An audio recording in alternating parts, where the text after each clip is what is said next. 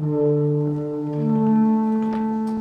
thought the king had more affected the Duke of Albany than Cornwall. It did always appear so to us, but now in the division of the kingdom it appears not which of the dukes he values most. Is this not your son, my lord? His breeding, sir, have been at my charge. I've so often blushed to acknowledge him, now I'm raised to it. I cannot conceive you. Oh, sir, this young fellow's mother could.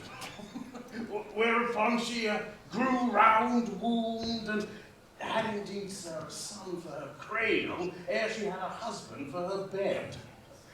Do you smell fault? I cannot wish the fault undone, the issue of it being so proper. Yes, this young fellow, though he came something saucily into the world, yet was his mother fair. There was good sport at his making, and the whoreson must be acknowledged. Do you know this noble gentleman, Edmund? No, my lord. My Lord of Kent, known hereafter as my honourable friend. My services to your lordship. I must love you and soon to know you better. Sir, I shall study deserve. He hath been out 9 years, and away he shall again. The king is coming.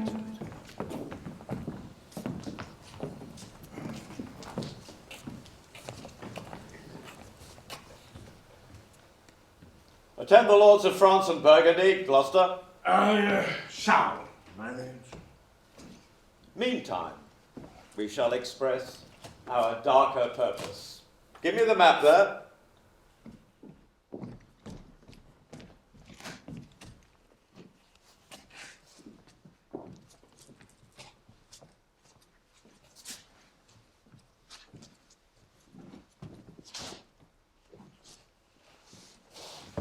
No, we have divided in 3 our kingdom, and 'tis our fast intent to shake all cares and business from our age, conferring them on younger strengths, while we, unburdened, crawl toward death. Our son of Cornwall, and you are no less loving son of Albany, we have this hour a constant will to publish our daughter's several dowers, that future strife may be prevented now. The princes, France and Burgundy, great rivals in our youngest daughter's love, long in our court have held their amorous sojourn, and here are to be answered. Tell me, my daughters, which of you shall we say doth love us most? That we our largest bounty may extend, where nature doth with merit challenge. Goneril, our eldest, speak first. Sir, I love you more than word can wield the matter, dearer than eyesight, space, and liberty, beyond what can be valued, rich or rare, no less than life, grace, health, beauty, honour, as much as child e'er loved or father found.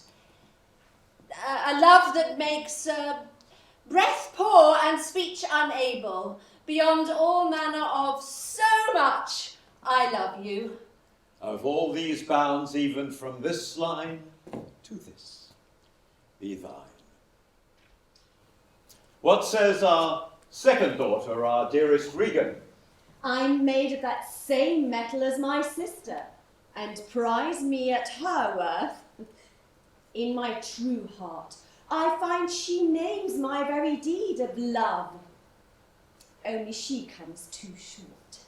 That I profess myself an enemy to all other joys which the most precious square of sense possesses, and find that I am alone felicitate in your highness' love. To thee and thine, hereditary ever remain this ample third of our fair kingdom, no less in space, validity, and pleasure than that conferred on Goneril. Now, our joy, although our last and least, what can you say to draw a third more opulent than your sisters? Speak. Nothing, my lord. Nothing. Nothing. Nothing will come of nothing. Speak again. Unhappy that I am, I cannot heave my heart into my mouth. I love your majesty, according to my bond, no more nor less. Now, Cordelia, mend your speech a little, lest you may mar your fortune. Good my lord, you have begot me, bered me, loved me. I return those duties back as I right fit, obey you, love you, and most honour you. Why have my sisters husbands, if they say they love you all? Goes thy heart with this? I, my good lord. So young and so untender. So young, my lord, and true. Let it be so. Thy truth then be thy dower. For by the sacred radiance of the sun, the mysteries of Hecate and the night, by all the operation of the orbs, from whence we do exist and cease to be, I here disclaim all my paternal care, propinquity and property of blood, and as a stranger to my heart and me, hold thee from this forever. Good my liege. Peace, Kent. Come not between the dragon and his wrath. I loved her most. The thought to set my rest on her kind nursery. Hence, and avoid my sight. Call France. Who stirs? Call Burgundy. Cornwall and Albany. With our 2 daughters' dowers, digest the 3rd. Let pride, which she calls plainness, marry her. We do invest you jointly with our powers, ourself by monthly course, with 100 knights by you to be sustained, shall our abode make with you by due term. Only we shall retain the name and all the addition to a king. The sway, revenue, execution of the rest, beloved sons, be yours. Royal Lear, whom I have ever honoured as my king, and loved as my father, as my master, follow. The bow is bent and drawn, make from the Let shaft. it fall rather, that the fall convey the region of my heart. Be Kent unmannerly when Lear is mad? What wouldst thou do, old man? Think'st thou that the duty shall have dread to speak when majesty stoops to folly? Reserve thy state. Check this hideous rashness. Thy youngest daughter does not love thee less. Kent on thy life no more. My life I never held but a pawn to wage against thine enemies. Out of my sight. See better, Lear, and let me still remain the true blank of thine eye. Oh, by Apollo. Now, by Apollo, king, thou swearest thou gods in vain. Oh, vassals, forbear! Revoke thy gift, or while I can shout, clamour from my throne, I'll tell thee thou dost evil.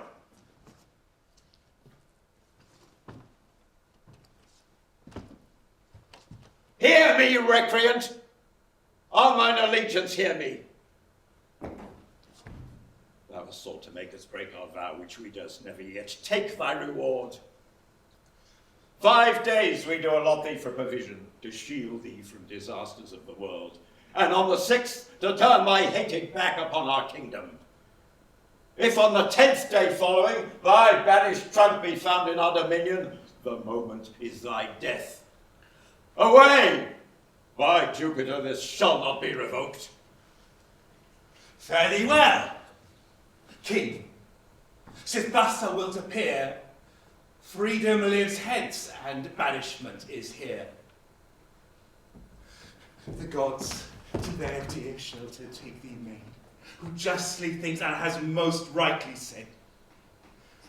And your large speeches, may your deeds approve, that good effects may spring from words of love.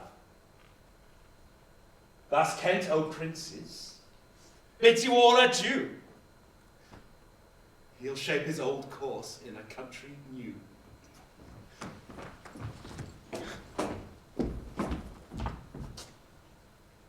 Here's France and Burgundy, my noble lord.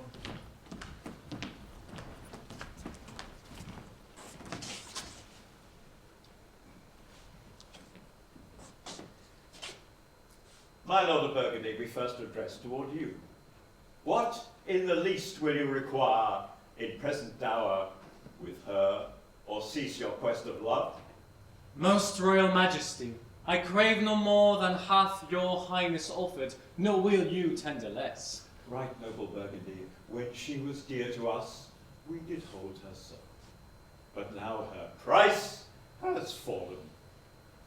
Sir, there she stands. She's there and she is yours. I know no answer.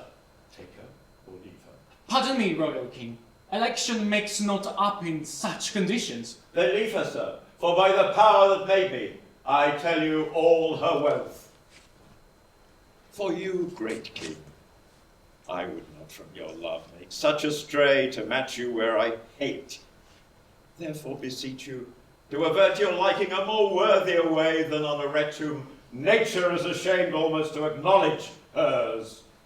This is most strange that she, whom even but now was your best object, the argument of your praise, balm of your age, the best, the dearest, should in this trice of time commit a thing so monstrous to dismantle so many folds of favour. I yet beseech your majesty, if that I want that glib and oily art to speak and purpose not, for what I well intend, I'll do it before I speak, that you make known it is no vicious blot, murder, or foulness, no unchaste action or dishonoured step that hath deprived me of your grace and favour, but want of that, for which I am richer, a still soliciting I, in such a town, that I am glad I have not, though not to have it, have lost me in your liking.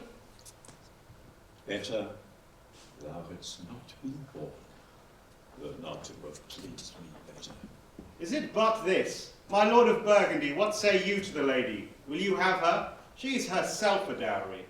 Most royal king, give but that portion which yourself proposed, and here I take Cordelia by the hand, Duchess of Burgundy.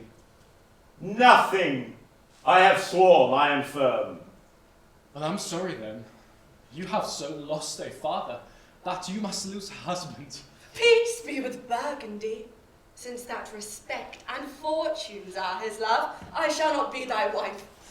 Fairest Cordelia, that art most rich being poor, most choice forsaken, and most loved despised. Thee and thy virtues here I seize upon. Be it lawful I take up what's cast away. Gods, 'tis strange that from their cold neglect my love should kindle to inflamed respect.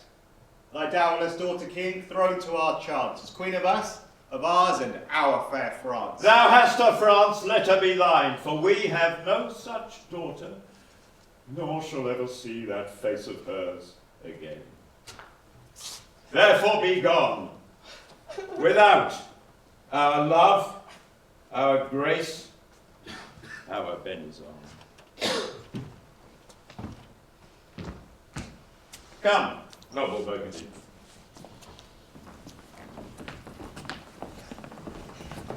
Bid farewell to your sisters. The jewels of our father. With washed eyes Cordelia leaves you. I know what you are, and like a sister I'm most loath to call your faults as they are named. Love well our father. To your professed bosoms I commit him. But yet alas, did I within his grace, I would prefer him to a better place. So farewell to you both. Prescribe not us our duty. Let your study be to content your lord, who hath received you at fortune's arms. You have obedience scanted, and well worth the want that you have wanted. Time shall unfold what plighted cunning hides. Well may you prosper. Come, my fair Cordelia. Sister, it's not little I have to say of what most nearly appertains to us both. I think our father will hence tonight. That's most certain. And with you. Next month with us. You see how full of changes his age is. He always loved our sister most, and with what poor judgment he hath now cast her off, appears too grossly. 'Tis the infirmity of his age. Yet he hath ever but slenderly known himself. The best and soundest of his times hath been but rash. Such inconstant starts are we like to have as this of Kent's banishment. Pray you let us hit together. We shall further think of it. But we must do something, and in the heat.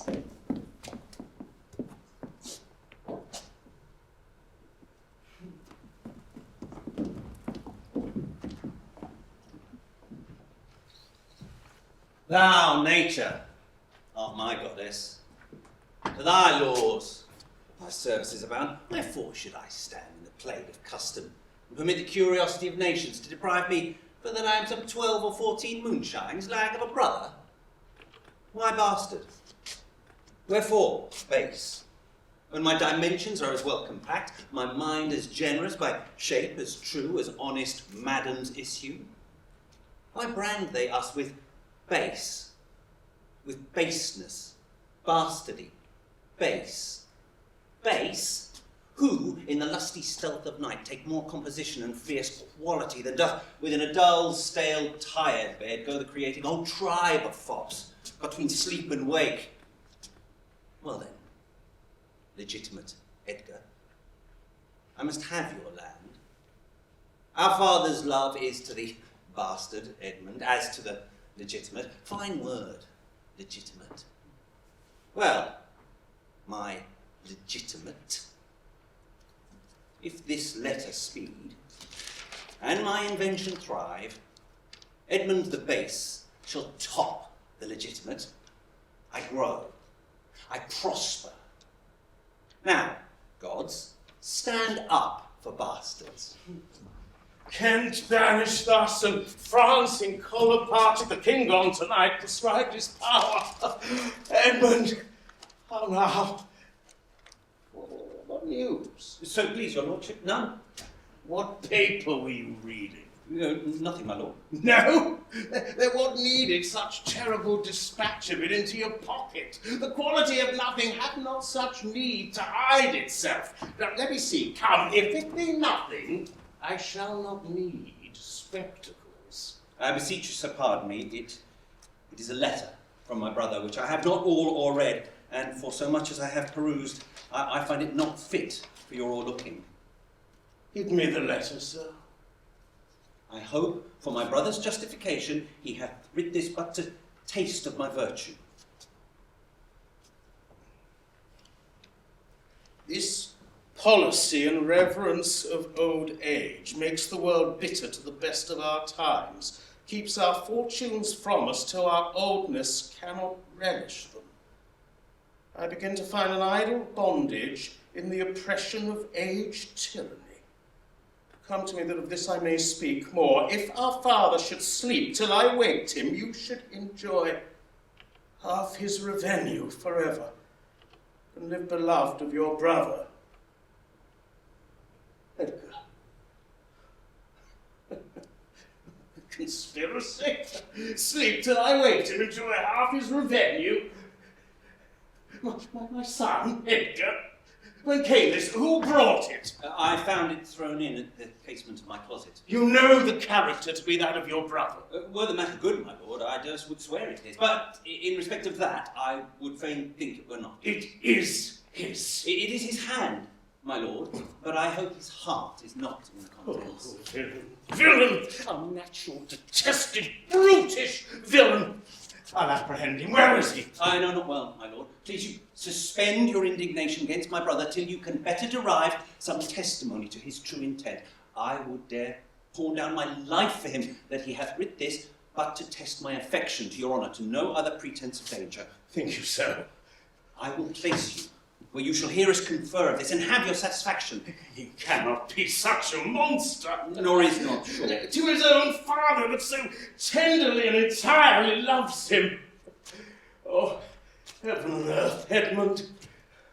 Go find him. Frame the business unto your own wisdom. I shall seek him, sir, and acquaint you with all. Oh, these late eclipses of the sun and moon portend no good to us. Love cools, brothers divide, countries discord, and the bond cracked to its son and father. Oh, we have seen the best of our times. Treachery, machinations, hollowness follow us to the grave. Seek out this villain, Edmund, it shall lose thee nothing. Do it carefully. Oh, and the noble and true-hearted Kent banished. It's strange. This is the excellent foppery of the world that when we are sick in fortune, often surfeits of our own behaviour, we make guilty the sun, moon, and stars as if we were villains on necessity, fools by heavenly compulsion, knaves, thieves, liars, by an enforced obedience on planetary influence, and all that we are evil in by a divine thrusting on. An admirable evasion of whoremaster man to lay his goatish disposition to the charge of a star. Phut! I should have been that I am had the maidenliest star in the firmament twinkled on my bastardizing. Edgar, and Patty comes. How now, Brother Edmund? What serious contemplation are you in? I was thinking, brother, of a prediction I read this other day, what should follow these eclipses. Do you busy yourself with that? The effects he writes of succeed unhappily. How long have you been a sectary astronomical? When saw you my father last? The night gone by. Spake you with him? Aye, 2 hours together. Parted you on good terms? Found you no displeasure in him by word or countenance? None at all. Bethink yourself wherein you have offended, and at my entreaty forbear his presence until some little time hath qualified the heat of his displeasure. I fear for you. Here. Retreat to my lodgings. If you stir abroad, go armed. Armed, brother? Brother, I do advise you to the best. I have told you what I have seen and heard, but faintly. Nothing like the image and horror of it. Oh, shall I hear from you anon? I do serve you in this business. Oh.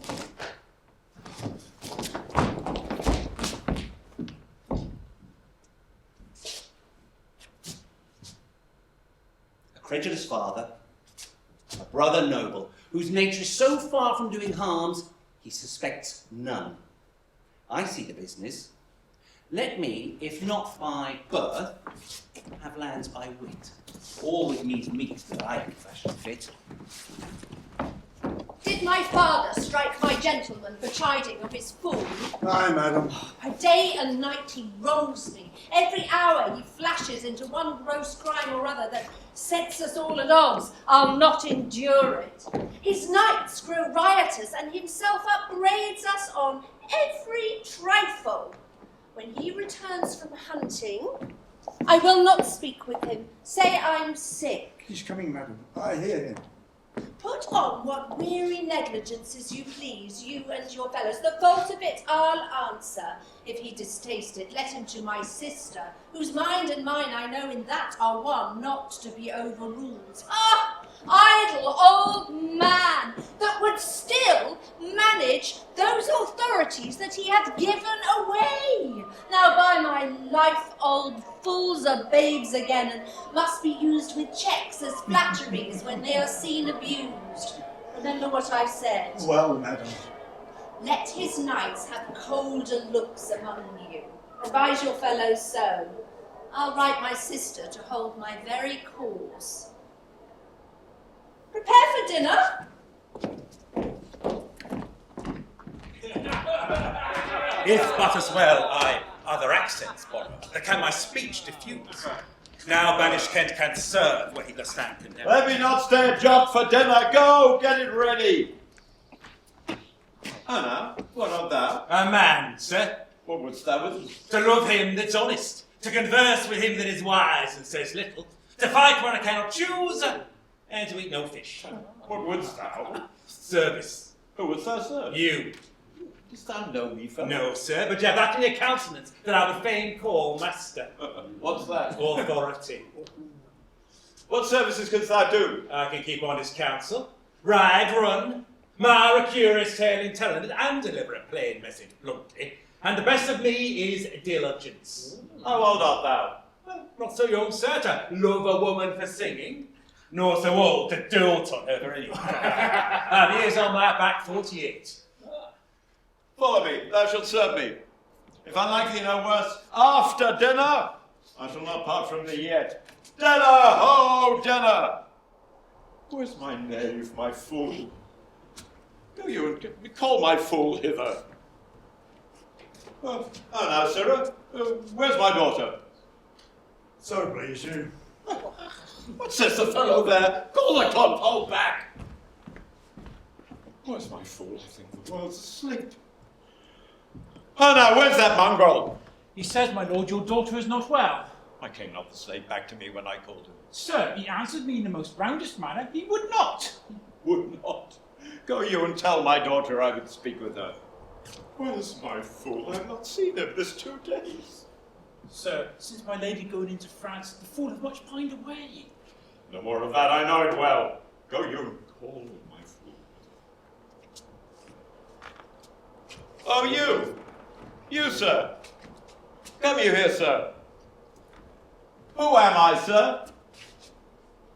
My lady's father. Oh, my lady's father, my lord's knave. You horse and dog, you slave, you cur. I am none of these things, sir. I beg your pardon. You bandy looks for pity, you rascal. Be strucken, my lord. Your tricks neither. You blissful! Come, sir! Away! Arise! I'll teach you discipline! Go! My friendly knave, I thank thee this earnest to thy service. Oh, let me hire him too! And now, my pretty knave, how dost thou? Cyril, you best take me coxcomb. Why, fool? Why? For taking one's partners out of favour. No, take me coxcomb. This fellow banished 2 on his daughters and did the 3rd a blessing against his will. Thou followest him, thou must needs wear my coxcomb. What of that uncle? Oh, would I had 2 coxcombs and 2 daughters. Aye, my boy. If I gave them all my living, I'd keep the coxcombs myself. Oh, there's mine. Beg another of thy daughters. Take heed, sirrah. Oh, truth and God, that must be raked out. My lady Grant may stand by the fire and... Pestilent gall to me. Sirrah, I'll teach thee a speech. Hearken, uncle. Hey, more than thou knowest.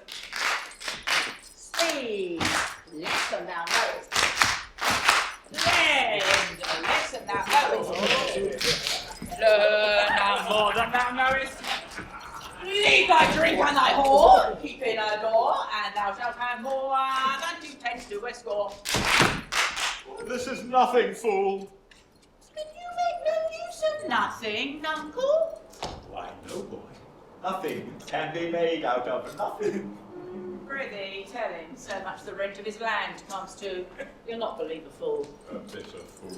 Just tell the difference, my boy, between a bitter fool and a sweet one. No, lad, teach me. That Lord that counselled thee to keep away thy back and come to simply by me, do thou also his hand. This wicked be your fool, frequently. Oh, yeah! The one in Motley here, the other found out there. Don't call me fool, boy. All thy other titles thou'st given away, that thou was born with. Fools had ne'er less grace in the year, but wise men are grown foolish, and know not how their wits do wear, and members of the age. When are you wont to be so full of song, Sarah? I've used it, uncle, since thou made thy daughters thy mothers, since thou gavest them the rod, and put down thine own breeches. I was such joy to weep, and I for sorrow sang, that such a king should blame a fig, and now the fools are mine. Little uncle, if the schoolmaster that could teach thy fool to lie, I'd fain learn to lie. You lie, Sarah, and we'll have you whipped. I marvel what kin thou and thy daughters are. They'll have me whipped for speaking true, you'll have me whipped for lying, and sometimes I'm whipped for holding my peace. Can't be any kind of thing, a fool. not be thine, uncle. Thou hast paired thy wit on both sides and left nothing in the middle. Oh, you don't follow the parents. Ah, now, daughter, what makes that front lid on? You're too much elate in the frown. Thou wast a pretty fellow when thou hast no need to care for her frowning. I'm better than thou art now. I'm a fool, thou art nothing. Let us hold my tongue. So no face fits me. Then you say. Not only, sir, this, your all-licensed fool, but others in your insolent retinue do hourly carp and quarrel, breaking forth in rank and not to be endured riots. Sir, I had thought by making this well known to you to have found a safe redress, but now grow fearful that you protect this course and put it on by your allowance. For you know, uncle, the hedge sparrow fed the cuckoo so long he had his head big on quite young. So out with the candle, and we were left darkling. Are you our daughter? I would you would make use of your good wisdom, whereof I know you are fraught, and put away these dispositions which of late transport you from what you rightly are. And hast not know when a cart draws the horse. Does any here know me? This is not Lear. Does Lear walk thus, speak thus? Where are his eyes? Who is it who can tell me who I am? Lear's shadow. Your name, fair gentleman? This admiration, sir, is much of the saviour of other of your new pranks. I do beseech you to understand my purposes aright, as you are old and reverent should be wise. Here do you keep 100 knights and squires, men so disordered, so debauched and bold, that this our court, infected by their manners, shows more like a riotous inn. Epicurism and lust make it more like a tavern or brothel than a graced palace. Then be desired by her, who else will take the thing she begs, a little to disquantify your train. And the remainders that shall still depend to be such men as may besort your age, which know themselves and you. Darkness and devils! Saddle my horses! Call my train together! Degenerate bastard! I'll not trouble thee. Yet have I left a daughter. You strike my people, and their disordered rabble make servants of their betters. Oh, woe the too late repents. Oh, you, sir, are you come? Is it your will? Speak, sir. Pray, sir, be patient. Detested kite, thou liest. My train are men of choice and rarest parts, who all particulars of duty know. Oh, Lear, Lear, Lear, be to this gate to set thy judgment out of thy dear folly is. Go, go, my people! My lord, I am ignorant of what hath moved you. It may be so, my lord. Hear, nature, hear. Dear goddess, hear. Suspend thy purpose if thou didst intend to make this creature fruitful. Into her womb convey sterility. Dry up in her the organs of increase, and from her derogate body never spring a babe to honour her. If she must teem, create her child of spleen, that it may live in thee, thwartless nature, torment her.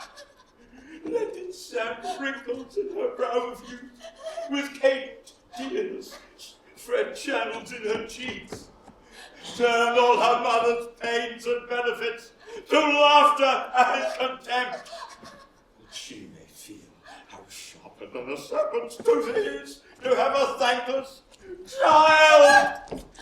Away, away! No, gods that we adore, whereof comes this? Never afflict yourself to know more of it, but let his disposition have that scope as dotage gives it.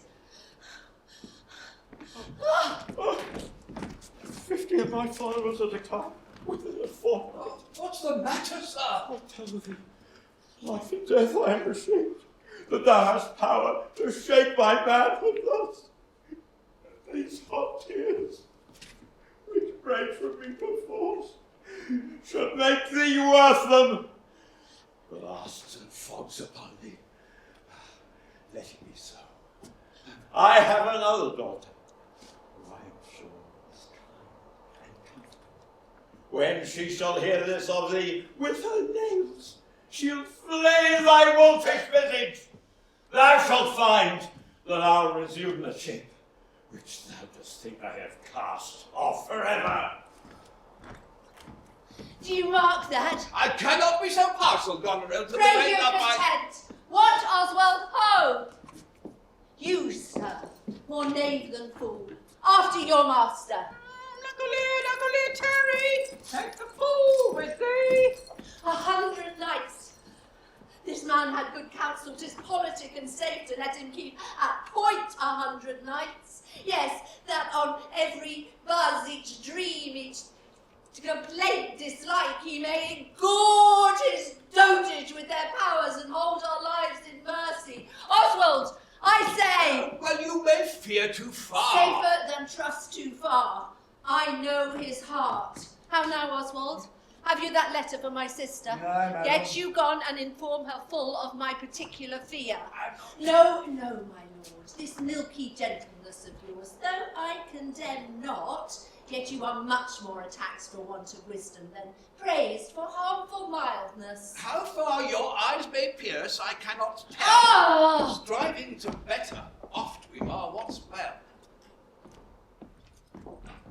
Go you before to Gloucester with these letters. If your diligence be not speedy, I shall be there before you. I will not sleep, my lord, till I have delivered your letters.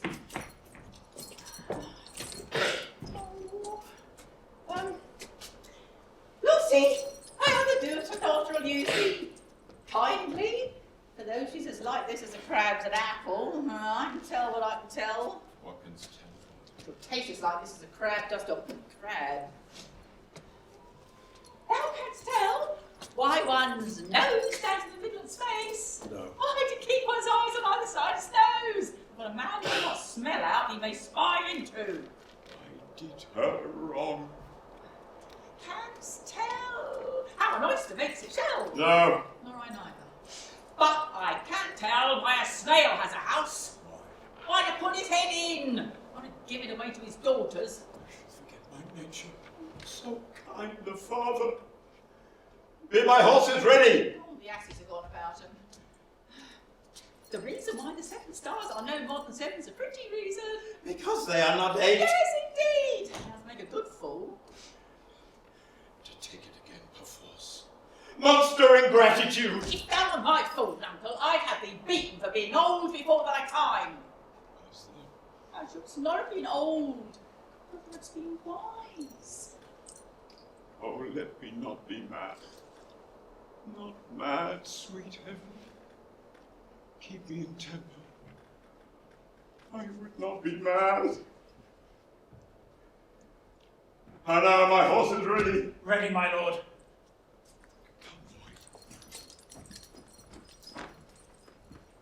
Brother! A word, brother, I say! Oh, sir, fly this place. Intelligence is given where you are hid. You have now the good advantage of the night. I hear my father coming. Pardon me. Fly, brother, so farewell! Oh. Some blood beget good opinion. Oh, I've seen drunkards do more than this in sport. Father! Father! Oh, stop! Now, Edmund, where's the villain? Look, sir, I bleed. But where is he? Fled this way, sir. Pursue him, ho! Go after! By no means what?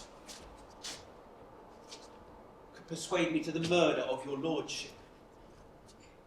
Seeing how loathly opposite I stood to his unnatural purpose, in fell motion, with his prepared sword, he charges home, lance mine arm, and full suddenly fled. Let him fly far. Not in this land shall he remain uncaught. When I threatened to discover him, he replied, "Thou unprepossessing bastard, dost thou think any trust, virtue, or worth in thee make thy words fake? No, I should deny all. I'd turn it all to thy damned practice. Deny this letter, said he.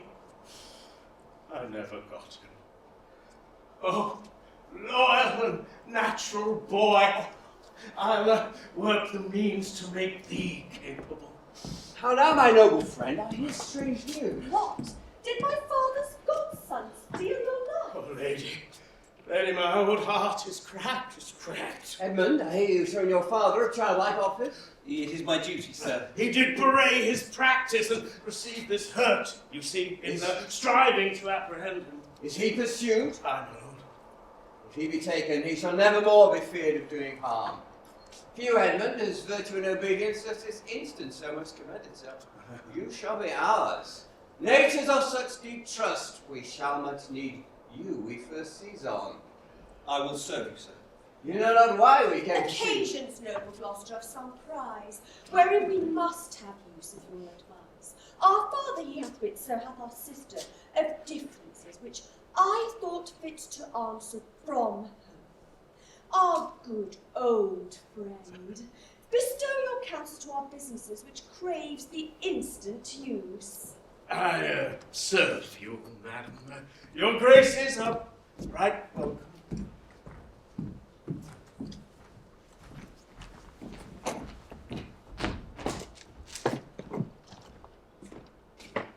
Good dawning to thee, friend. Art of this house. Aye. Well, where may we set our horses? I the mire. Pretty, if thou loves me, tell me. I love thee not. Why dost thou use me thus? I know thee not. Fellow, I know thee.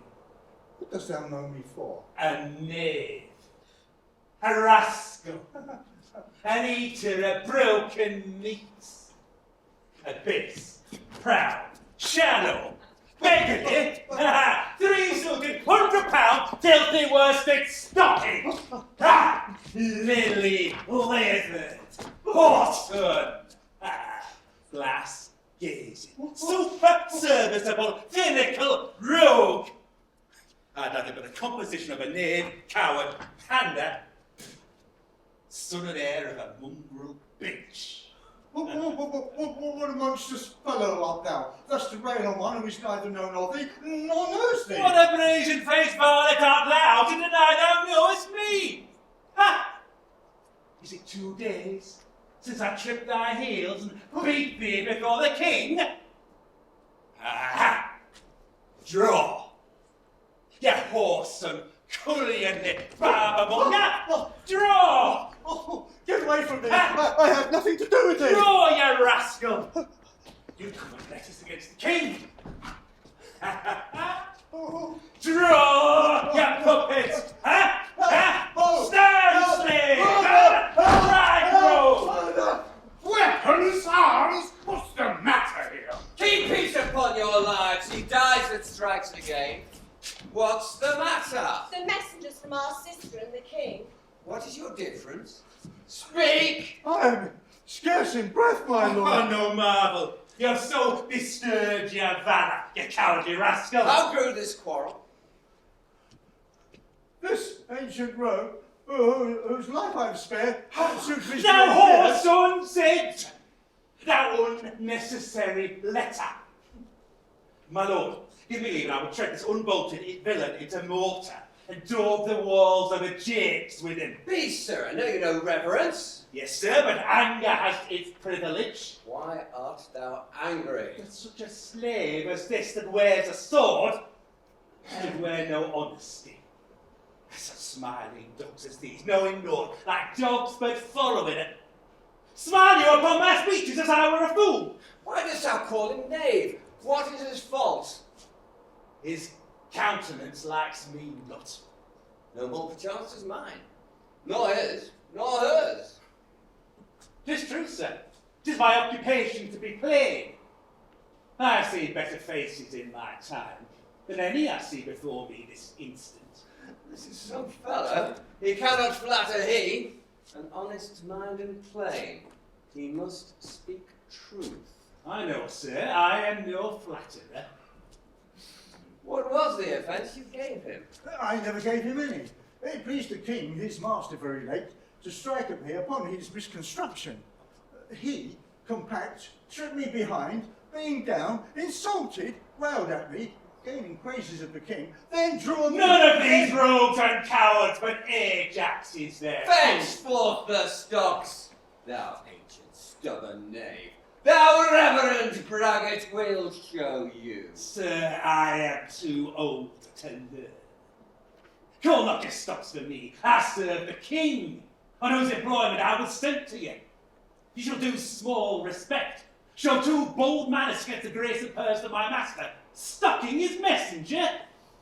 Fetch forth the stocks. As I have life and honour, there shall he sit till noon. Till noon?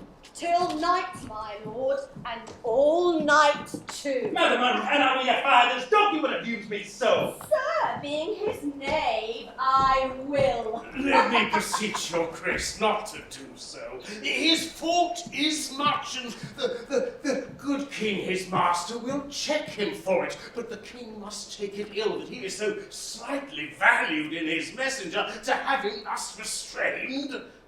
My sister may receive it much more worse, to have her gentleman abused, assaulted, for following her affairs. Come, my lord, away.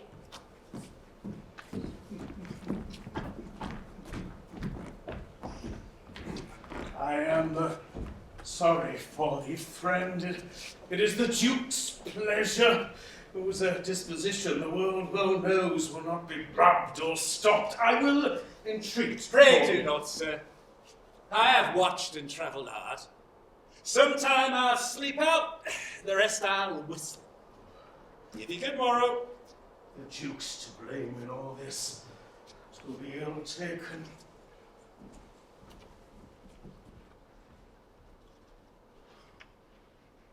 Come, thou beacon to this undergrowth, that by thy comfortable beams I may peruse this letter. It is from Cordelia, who has most fortunately been informed of my obscured course, and shall find time to give losses their remedies. Fortune, good night. Smile once more. Turn thy beams. I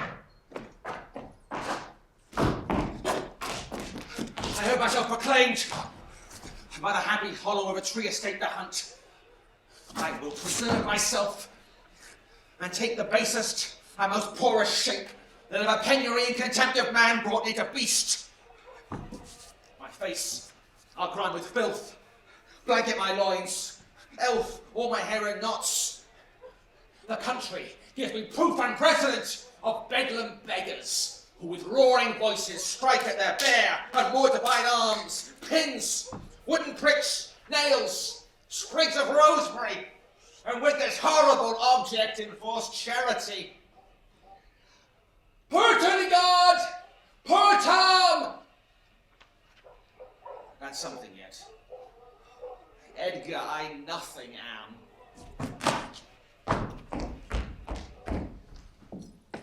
Hail to thee, noble master. Ha ha! He wears cruel garters. What's he that so much thy place mistook to set thee here? It's both he and she, your son and daughter. No. Yes. No, I say. I say aye. No, they would not. Yes, they have. They durst not do it. They could not, would not do it. By Juno, I swear they have. By Jupiter, I swear, no, they would not, they could not do it. My lord, when at their house I did commend your highness letters to them. Came there, a reeking post, panting forth through Goneril his mistress' salutations, delivered letters, which they read, and on whose content they straight took horse, commanded me to follow, attend the leisure of their answer. Gave me cold looks. Well, meeting here, the other messenger, whose wealth might deceive and poison mine, being the very fellow which of late displayed so saucily against your highness, well, having more man than wit about me, drew. He raised the house with his loud and coward cries, and your son and daughter found this trespass worth the shame which here it suffers. Where is this daughter? With the Duke, sir, here within. Stay here, follow me not. Oh, how comes the king here with so small a number? I've been put in the stocks for that question. That well deserved it. All that follow their noses are led by their eyes, but blind men. And there's not a nose among 20 that can smell him that's stinking. Let go thy hold when a great wheel runs down a hill, lest it break thy neck with following. When a wise man gives thee better counsel, give me mine again, for I have none but knaves follow it, since Why? a fool gives it. Why, fool? Oh, that servant serves and seeks for gain, and follows but for whom will pack when it begins to rain, and leave thee in the storm. And I will tarry, the fool will stay, and let the wise man fly. The knave turns fool that runs away. The fool, no knave but I. Well earned you this fool. Not in the stocks, fool. Deny to speak with me? They are sick, they are weary. Mere fetches I, fetch me a better answer. Dear Lord, you know the fiery quality of the Duke. Fiery? What quality? Plain confusion. Gloucester, I'd speak with Cornwall and his wife. Well, my good lord, I have informed them so. Informed them? Dost thou understand me, man? The king would speak with Cornwall, the dear father would with his daughter speak. Commands, tends service. Do they understand this? My breath and blood. Fiery, the fiery Duke. Go tell the hot Duke that... No, not yet. Maybe he is not well. Infirmity doth still neglect all office whereto our health is bound. We are not ourselves. Oh, forbear. Death on my state, wherefore should he sit here? Go tell the Duke's wife I'll speak with them. Now, presently, bid them come forth and hear me. Or at their chamber door, I'll beat the drum till it cry, sleep to death. I would have all well betwixt you. Oh, me, my heart, my rising heart, but down. Right to it, Uncle, as the cockney did to the eels when she put him in the place alive. She knocked him on the coxcombs with her stick, crying, down, Waters, down! Hail to your grace! I am glad to see your highness. Oh, Regan, are you free? Oh, some other time for that. Beloved Regan, your sister's not. Regan, she is tied sharp-toothed unkindness, like a vulture here. I can scarce speak to thee, thou'lt not believe, with how depraved a quality, oh, Regan. I pray you, sir, have patience. I have hope. You less know how to value her desert than she to scant her duty. So how's that? I cannot think my sister in the least would fail in her obligation. If, sir, perchance she has restrained the rights of your followers, 'tis on such grounds and to such wholesome end as clears her from all blame. My curse is on her! Oh, sir, you are old. Nature stands in you on the very verge of her confine. You should be ruled and led by some discretion that discerns your state better than you yourself. Therefore, I pray you that to our sister you make return. Say you have wronged her. Ask her forgiveness. Do you but mark how this becomes the house? Dear daughter, I confess that I am old. Age is unnecessary. On my knees I beg that you'll vouchsafe raiment, bed, and food. Good sir, no more. These are unsightly tricks. Return you to my sister. Never, Regan. She has abated me if half my train look black upon me, struck me with her tongue most serpent-like upon the very heart. All the stored vengeances of heaven fall on her ingrateful dog. Strike her young bones, you taking airs, with lameness. Fie, sir, fie! You nimble lightnings, dart your blinding flames into her scornful eyes. Infect her beauty, you fen-sucked fogs, drawn by the powerful sun, to fall and blister her. Blessed gods, so you will wish on me when the rash mood is on. No, Regan, thou shalt never have my curse. Thy tender-hearted nature shall not give thee o'er to harshness. Thy rise are fierce, thine do comfort and not burn. 'Tis not in thee to grant my pleasures, bandy hasty words. Thou better knowest the offices of nature, bond of childhood, dues of gratitude. Thy half of the kingdom hast thou not forgot, wherein lies thee endowed. Good sir, to the purpose. Oh, put my man in the stocks! Regan, I have good hope it was not thou. Oh, heavens, if you do love old men, if you yourselves are old, make as your cause, send down and take my part. Oh, Lear, you take her by the hand. Why not by the hand, sir? Old's not offence that indiscretion finds, and dotage terms so. Oh, sight, you are too tough when you yet hold. Hope up my man in the stocks. I set him there, sir. I pray you, father, being weak seems so, if till the expiration of your month you will return and sojourn with my sister, dismissing half your train, come then to me. Return with her, and 50 men dismissed? No, rather I abjure all ruse, and seek to wage against the enmity of the air, to be a comrade with a wolf and owl, necessity's sharp pinch. Return with her. At your choice, sir. I prithee, daughter, do not make me mad. I shall not trouble you, my child. Farewell. We'll no more meet, no more see one another. And yet, thou art my flesh, my blood, my daughter. Or rather, a disease that's in my flesh, which I must needs call mine. Thou art a boil, a plague sore, an embossed carbuncle in my corrupted blood.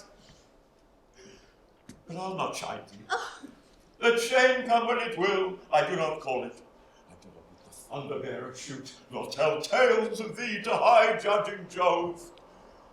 Mend when thou canst, be leisure of thy leisure. I can stay with Regan, I and my hundred. Not altogether so. Give ear, sir, to my sister. She knows what she does. This is well spoken. I dare avouch it, sir. What, 50 followers? Is it not well? What should you need of more? Yea, or so many see that both charge and danger speak against such a number. How in one house should many people under 2 commands hold amity? 'Tis hard, almost impossible. Why might not you, sir, receive attendance from those she calls servants, or mine? Why not, sir? If then they chance to slack ye, we could control them. If you will come to me, for now I spy a danger, I entreat you to bring but 5 and 20. To no more will I give place or notice. I gave you all. And in good time you gave it. Making my guardians my depositories. They kept a reservation to be followed with such a number. What must I come to you with 5 and 20? Regan said you so. And speak again, my lord, no more with me. Not to be worse. Stands in some rank of praise. I'll go with thee. Thy 50 years of double 5 and 20, and thou art twice her love. Hear me, my lord. What need you 5 and 20, 10 or 5, to follow in a house where twice so many have a command to tend you? And what needs 1? Oh, reason not the need. Our basest beggars are in the poorest things superfluous. Allow not nature more than nature needs, man's life is cheap as beasts. Thou art a lady. If only to go warm were gorgeous, thy nature needs not what thou gorgeous wearest, which scarcely keeps thee warm. But for true need, heavens, give me that patience I need. See me here, you gods, a poor old man, as full of grief as age, wretched in both. If it be you that stirs these daughters' hearts against their father, Fool me not so much to bear it tamely. Fill me with noble anger. Let not women's words, water drops, stain my hands and cheeks. Know you unnatural hags, I will have such revenges on you both, that all the world shall, what they shall be I know not, but they shall be the terrors of the earth. You think I'll weep? No, I'll not weep. I have full cause of weeping, but this heart shall break into 100,000 flaws. Forever I'll weep. Oh, I shall go back. Let us withdraw. It will be a storm. This house is little. The old man's people cannot be well disposed. 'Tis his own blame hath put himself from rest, and must need taste his folly. For his particular, I'll receive him gladly, but not one follower. So am I purposed. The king is in high rage. Whither is he going? He calls to horse, but, well, I know not whither. 'Tis best to let him have his way. He leads himself. My lord by no means entreat him to stay. Alack, the night comes on. The bleak winds do sorely ruffle. For many a mile there's scarce a bush. Sir, to wilful men, the injuries that they themselves procure must be their schoolmasters. Shut up your doors. Shut up your doors, my lord. 'Tis a wild night. My reading counsels well. Without the storm.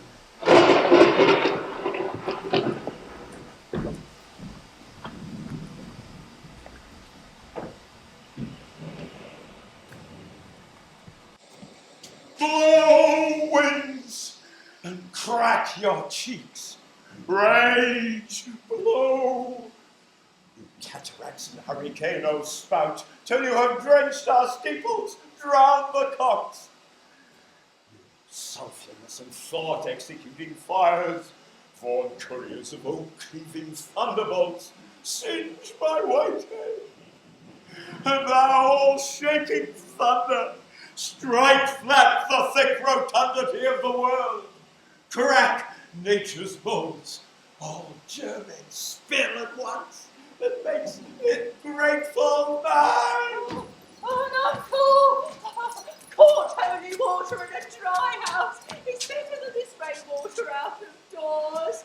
Oh, good uncle in. Oh, spare us thy daughter's blessing. He's a knight that is neither drunk nor fool.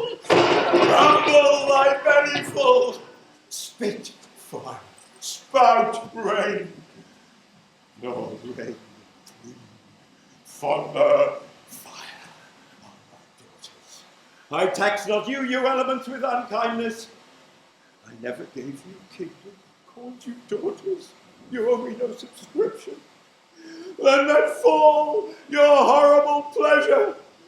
Here I stand, a poor, infirm, weak, and despised old man. Yet I call you servile ministers that will with two pernicious daughters join your high engendered battles against a head so old and white as this. Oh, He that has a house to put his head in has a wise head piece. no. I will be the passion of all patience. I will say nothing. Who's there? Oh, Mary, his grace and God peace as a wise man and a fool. Alas, my lord, are you here? Things that love light love not such nights as these. Let the great gods that keep this dreadful thunder o'er our heads find out their enemies now. That hast within thee undivulged crimes, unwhipped of justice, hide thee, thou perjured, and thou that art incestuous.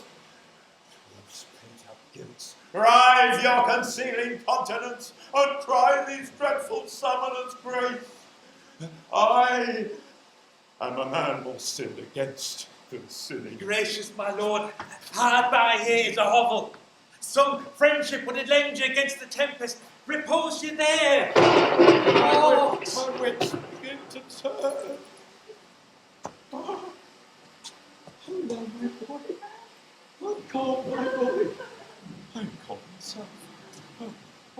straw, my fellow. The art of our necessity is strange. What can be vile things made? Come, your hollow! Oh, poor fallen knave. I have one part in my heart not sorry yet for thee.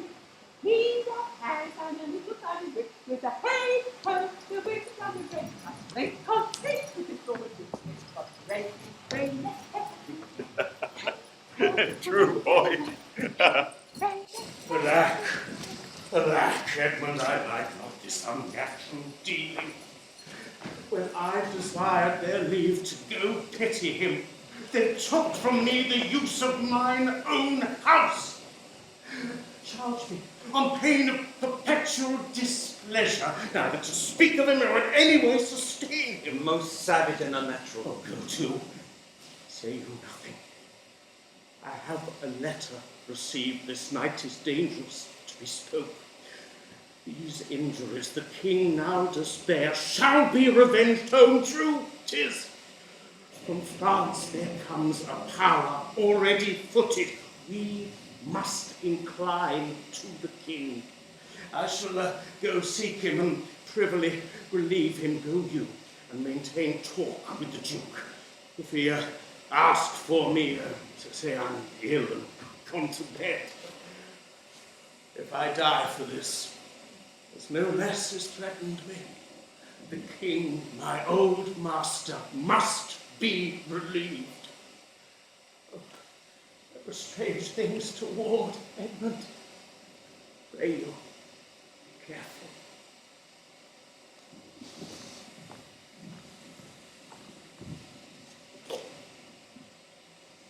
This courtesy forbid thee.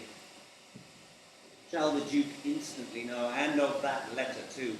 This seems fair, no less deserving than all. For the younger rises, and the old doth fall. Here is the place, my lord. Could my lord enter? The tyranny of the open eye is too rough for nature to endure. Who's here, Lord? Could my lord enter here? You break my heart? Rather break my name. Could my lord enter? Where are you going? I'm so sick, lying on knees. People, go first. Houseless poverty. I'll pray, and then I'll sleep. Poor naked wretches, wheresoever you are that bide the pelting of this pitiless storm, how shall your houseless heads and unfed sides, your looped and windowed raggedness defend against seasons such as these? Oh, I have taken too little care of this. Take physic, pomp. Expose thyself to feel what wretches feel, that thou mayst shake the superflux to them and show the heavens more just.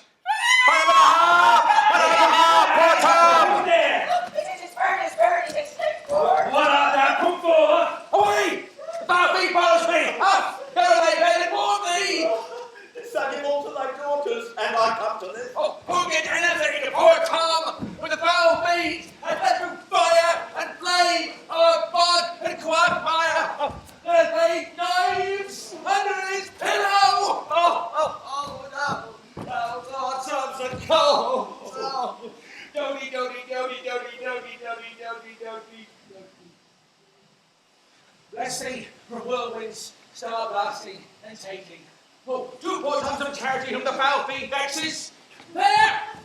Gonna have him. And there! And there again! And there! Has his daughters brought him to this pass? Couldst thou say nothing? Wouldst thou give them everything? He had no daughters, sir. Death, traitor! Nothing hurts you, nature to such alone as with his unkind daughters. Is it the fashion? Discarded fathers should have thus little mercy on their flesh. Judicious punishments to this flesh begot those pelican daughters. Pillicock sad on Pillicock hill, allow. Take heed of the foul fiend. Obey thy parents. Keep thy word justly.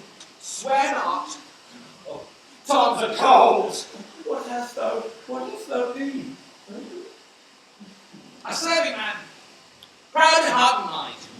One that curled his hair, served the lust of his heart, and did the act of darkness with her.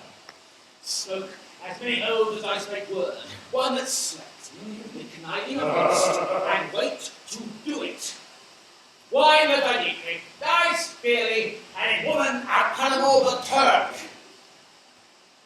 False of heart, light of ear, bloody of hand, hog in sloth, fox in stealthness, wolf in greediness, dog in madness. Before you foul feet. Don't be, my boy, sister, let him trot by. Better in the grave than once a without other body this extremity of the sky. Consider this man no more than this. Thou was the beast no pride, the worm no slip, the chink no wool, the cat no perfume. You three of us are sophisticated. Thou art the thing itself. Unaccommodated man is no more but such a poor, bare, forked animal as thou art. Off you lendings come unbutton here.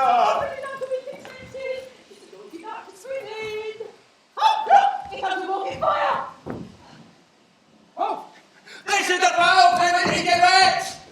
What are you there? Your names? Poor Tom, that eats the toad, the tadpole. When the foul fiend rages, eats cow dung or salads. No. Who is whipped from tiding to tiding and stark punished? Oh, beware, my follower. Peace smoking, peace thou fiend! What? Hath your grace no better company? The Prince of Darkness is a gentleman. Modo he is called, and Marhu. Come to cold. Come with me. My duty cannot suffer to obey in all your daughter's hard commands. I have ventured to come seek you and bring you where the fire and food is ready. First let me talk with this philosopher. What is the cause of thunder? My lord, take his offer. I will talk a word with this learned Theban.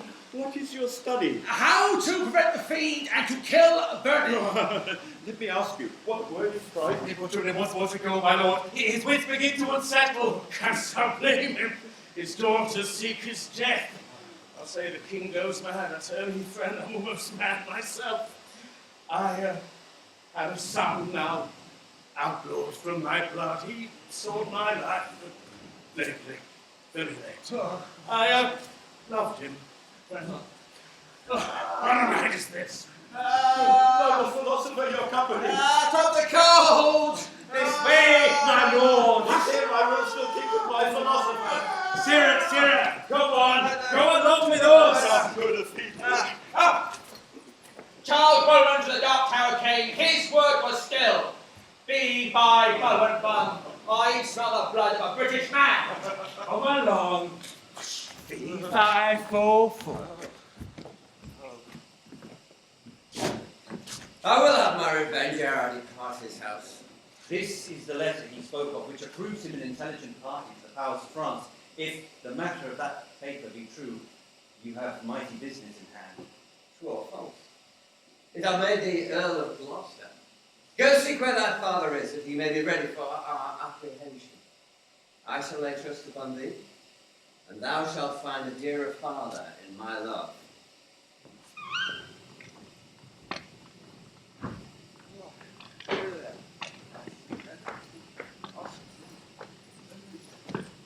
Here is better than the open air. I'll piece together the comfort of what petition I can. I shall not be long for Go on through all your kindness. Frateretta calls me and tells me Nero is an angler in the Lake of Darkness. Willie Markov has told me whether a man be a gentleman or a yeoman. A king! A king! A thousand with red burning spits come hissing in upon them. Oh, 12 feet, my man! This man be done. I will arraign them straight. Come, Wayne. Sit down there, most learned justice, sir. Thou, sapient sir, sit here. Now, you she-foxes. Look where he stands and glares! Croak not, black angel! Good my lord, how do you? Stand ye not so amazed when you lie down and rest upon the stone. I'll see their trial first. Bring in the evidence. Thou, brilliant man of justice, take thy place. Thou is your fellow of equity bench by his side. You are of the commission too. Let us deal justly. Her. The cat is grey. Arraign her first. 'Tis Goneril. I take my oath before this honourable assembly. She kicked the poor king her father. I'll be the mistress. Is your name Goneril? She cannot deny it. Oh, cry a mercy. I took me for a joint stool. And there's another whose walk looks proclaim on her, sure her heart is made of. Stop her there! Arms, sword, fire, corruption in the place, false dost desire. Why didst thou let her escape? Oh, bless thy flight wits. My tears begin to take his part so much they mar my canter fitting. The little dogs, Tray, Blanche, and Sweetheart, see, they bark at me. Tom will throw his head at them. How about you, curs? Then let them anatomise. See what breeds about her heart. Is there any cause in nature that makes these hard hearts? You, sir, I entertain you for one of my 100, but I do not like the fashion of your garments. Say they are Persian, but let them be changed. Sir, now, lie here, lie down, and rest a while. Make no noise. Make no noise. Draw the curtains. We'll go to supper in the morning. And I'll go to bed at noon. Who alone suffers most in the mind, leaving 3 faint and happy shows behind.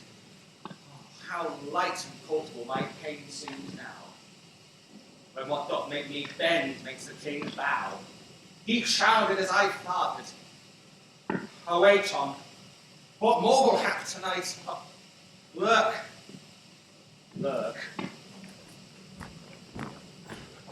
Where is the king, thy master? Here, sir.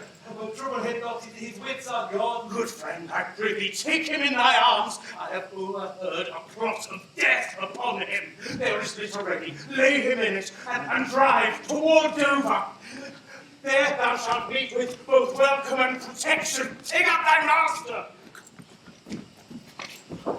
Come, boy. Thou shalt not stay behind.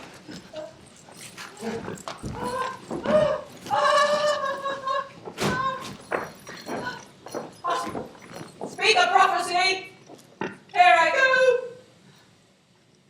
When priests are more in word than matter, when brewers mar their malt with water, when nobles are the tailors' tutors, no heretics burnt, and witches suitors, then shall the realm of Albion come to great confusion.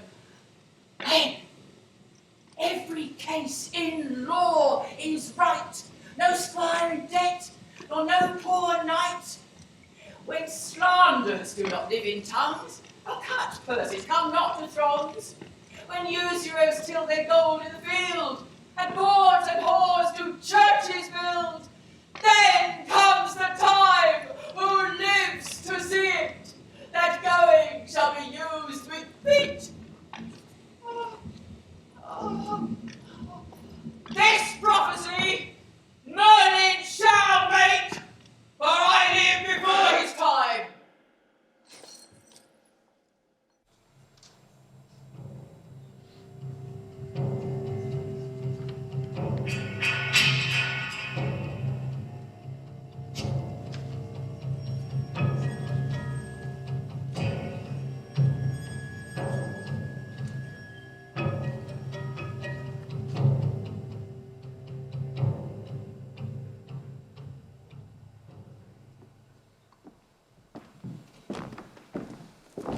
Go speedily to my lord your husband. Show him this letter. The army of France is landed. Go seek the traitor Gloucester. Pinion him like a thief. Bring Hang him him before us. Instantly. Pluck out his eyes. Leave him to my displeasure. Edmund, keep to our sister company. Farewell, dear sister. Farewell, my lord of Gloucester. Now, where is the king? My lord Gloucester hath conveyed him hence, gone towards Dover, where they boast to have well-armed friends. There, the traitor. Ungrateful fox, 'tis he. Set down the rogue. What mean your graces? Consider you are my guests. Do me no foul play, friends. Oh, filthy traitor. Unmerciful lady as you are, I'm none. Villain, thou shalt By find. the kind gods, 'tis most ignobly done to pluck me by the beard. So white, and such a traitor. Naughty lady, these hairs that thou dost ravish from my chin shall quicken and accuse thee. I am your host. What will you do? Come, sir. What letters had you laid from France? Be simple answered, for we know the truth. What confederacy had you with the traitors? To laid whose footed in the hands you have kingdom? sent the lunatic king? Speak! I have a letter guessingly set down, but it's from one of a neutral heart, not from one opposed. Cunning. And false. Where hast thou sent the king? To Dover. Wherefore to Dover? Wast thou not charged at Wherefore to Dover? Let him answer that. I'm tied to the stake and I must stand the course. Wherefore to Because Dover? I would not see thy cruel nails pluck out his poor old eyes, nor thy fierce sister in his anointed flesh, rash boorish fangs. But I shall see the winged vengeance overtake such children.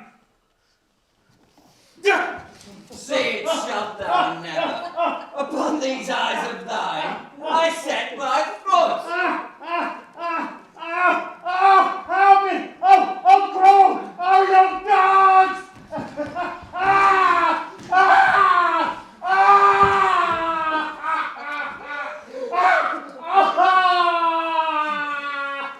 One side will mock another, t'other too. If thou seek. Hold your hand, my lord! I have served you ever since I was a child. But better service have I never done than now to bid you hold. How now, you dog? If you did wear a bit upon your chin, I would check it on this quarrel. What do you mean? My villain. Nay then. Come on. Oh! Oh! Oh!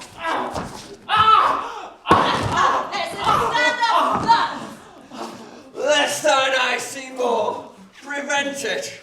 Out, bards yelling. Where's thy lustre now?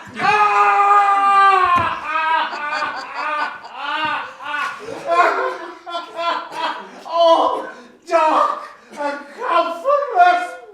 Where is my son, Edmund? Out, treacherous villain! Thou calls on him who hates thee. It was he that made the overtures of thy treasons to us, who is too good to pity thee. Oh, my follies! That Edgar was abused. Kind gods, forgive me that and prosper him! Go, thrust him out at gates and let him smell his way to Dover. Most, my lord. I was How look you? hurt. I bleed apace. Give me your arm, Regan. I'll never care what wickedness I do if this man come to good. Oh, let us follow the old law. Get the bedlam to lead him where we would. Go thou. I'll fetch some flax and whites of eggs to apply to his bleeding face. Now, heaven help him.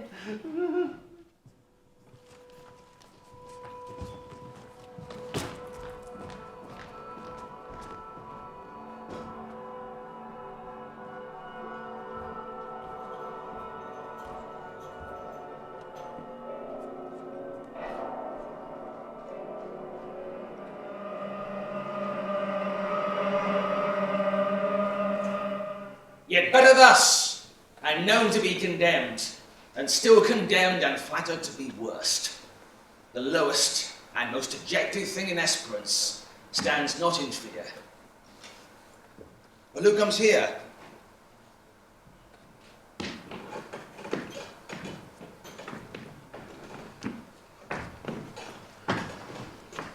Oh, my father.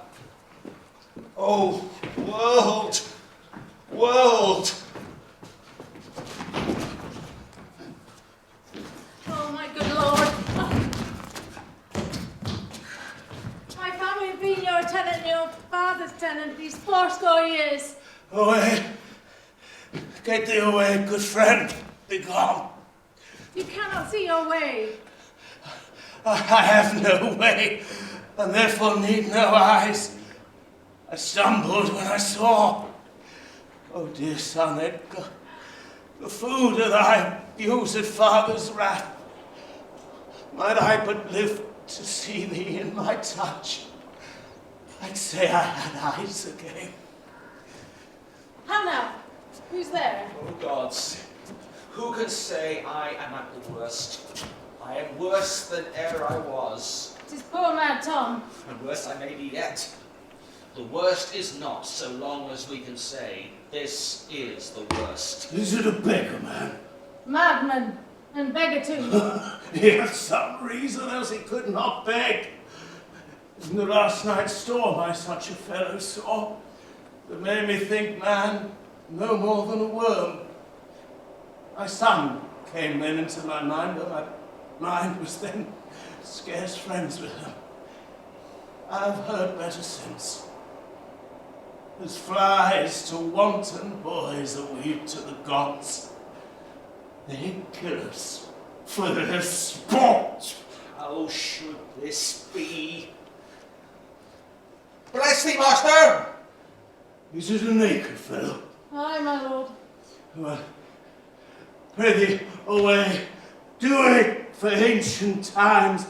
But first, give some covering to this naked soul that I'll entreat to lead me. Alack, sir, he's mad. 'Tis the time's plague when madmen lead the blind. Do as I bid thee. Above the rest, be gone! I'll fetch the best powder I can give, sir.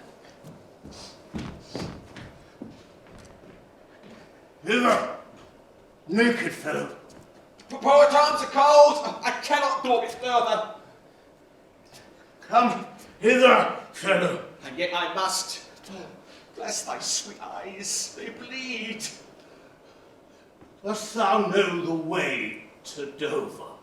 But from Starling Gate, Horsewell, oh, poor Thomas be scared out of his good wits, so bless thy 5 wits, master. Here's the purse. Dost thou know Dover? Aye, master.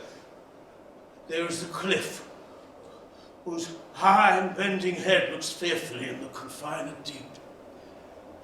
Bring me but to the very brim of it, and I'll repair the miseries thou suffers with something rich about me.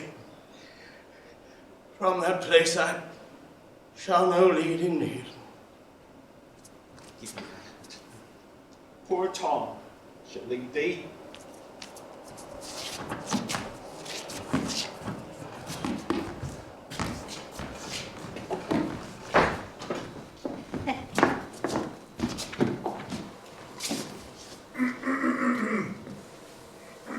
Oswald, where is your master? Madam, within, but never man more changed. I told him of the armies that were landed. He smiled at it. I told him you were coming. His answer was, there was. Of Gloucester's treachery, and of the loyal service of his son. When I informed him, then he called me sot, and told me I'd turned the wrong side out. It is the cowish terror of his spirit that dare not undertake. Back, Edmund, to my brother. Hasten his musters and conduct his powers. I must change names at home and give the distaff into my husband's hands.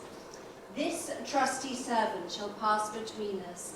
Ere long you are like to hear. If you dare venture in your own behalf, a mistress's command. Wear this, spare speech, decline your head. This kiss, if it durst speak, would stretch thy spirits up into the air.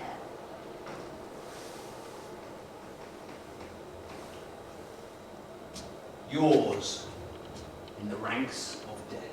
My most dear Gloucester. Oh, the difference between man and man. To thee your woman's services are due. A fool usurps Madam, my bed. here comes my lord. I have been worth the whistle. Oh, Goneril, you are not worth the dust which the rude wind blows in your face. No more, the text is foolish. What have you done? Tigers, not daughters, what have you performed? A father and a gracious aged man have you married. Milk-livered man that bears a cheek for blows, a head for wrongs. France spreads his banners in our noiseless land, whilst thou, a moral fool, sits still and cries, Alack, why does he so? Oh, see thyself, devil! Proper deformity shows but in a fiend the horrid man in woman! Vain fool! Thou changing thing for shame! Were my fitness to let these hands obey my blood, they are out to dislocate and tear thy flesh and bone! Oh, marry your manhood, muse! My lord! What news? Oh, my lord, the Duke of Cornwall's dead. Slain by a servant going to put out the other eye of Gloucester. Gloucester's eyes? A servant that he bred, opposed against the act, bended the sword against his great master, who, enraged, flew against him and felled him dead, but not without that harmful stroke which has since plucked him after. Oh, poor Gloucester! Lost he his other eye? Both, my lord. Oh, this letter, madam, craves a speedy answer. It is from your sister. One way I like this well, but being widow and my Gloucester with her, may all the building in my fancy pluck upon my hateful life. Another way, the news is not so tart. I'll read and answer. Where was his son when they did take his eyes? Come with my lady hither. He is not here. No, my lord, I met him back again. Knows he the wickedness? Why, my lord, 'twas he informed against him. Tell me what more thou knowest. Alack, 'tis he. Why, he was not even now as mad as the vexed sea, singing aloud, crowned with rank fumiter, and furrow weeds with hardocks, hemlocks, nettles, cuckoo flowers, darnel, and all the idle weeds that grow in our sustaining corn. A sentry send forth. Search every acre in the high-grown field and bring him to our eye. What can man's wisdom in the restoring of his bereaved sense? Yes, madam. The British powers are marching hitherwards. 'Tis known before. Our preparation stands in expectation of them. Oh, my dear father, it is thy business that I go about. No blown ambition doth our arms incite, but love, dear love, and our aged father's right. Soon may I hear and see him. But are my brother's powers set forth? Aye, madam. Himself in person there? Madam, with much ado, your sister is the better soldier. Lord Edmund spake not with your lord at home. No, madam. What might have brought my sister's letter to him? Lady, I know not. Faith, he is posted hence on serious matter. It was great ignorance Gloucester's eyes being out to let him live. Where he arrives, he moves all hearts against us. Edmund is gone in pity of his misery to dispatch his knighted life. Lady, I must after him with my letter. Stay with us. Our troops set forth tomorrow. The ways are dangerous. Madam, I may not. My lady charged my duty in this business. Why should she write to Edmund? Might not you transport her purposes by word? Belike, some things I know not. I love you much. let me unseal the letter. Madam, I have... I know your lady doth not love her husband. I am sure of that. And at her late being here, she gave strange yards and most speaking looks to noble Edmund. I know you are of her bosom. Why, I madam? speak in understanding, you are, I know it. Therefore, I do advise you, take this note. My lord is dead. And more convenient is Edmund for my hand than for your lady's. You may gather more. If you do find him, pray you, give him this. And when your mistress hears thus much from you, pray, desire her call her wisdom to her. So, fare you well. If you do chance to hear of that blind traitor, preferment falls on him that cuts him off. Madam, would that I could meet him. I should show what party I do follow. Fare thee well.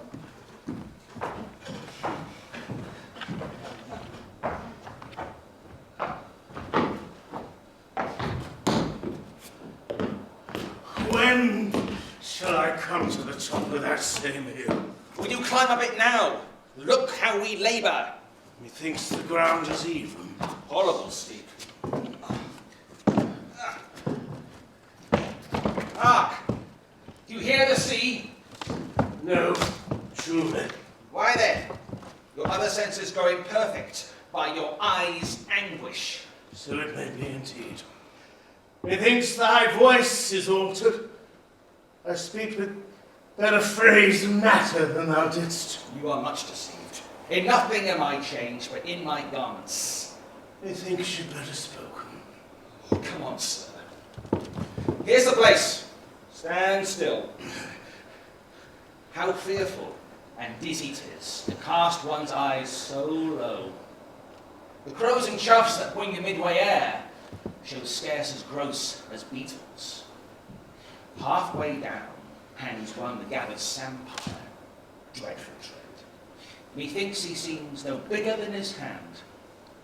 The fishermen that walk along the beach appear like mice, and the murmuring surge that on the unnumbered idle pebble chafes cannot be heard so high. I look no more, lest my brain turn, and the deficient sight topple down headlong. Set me where you stand. Give me your hand.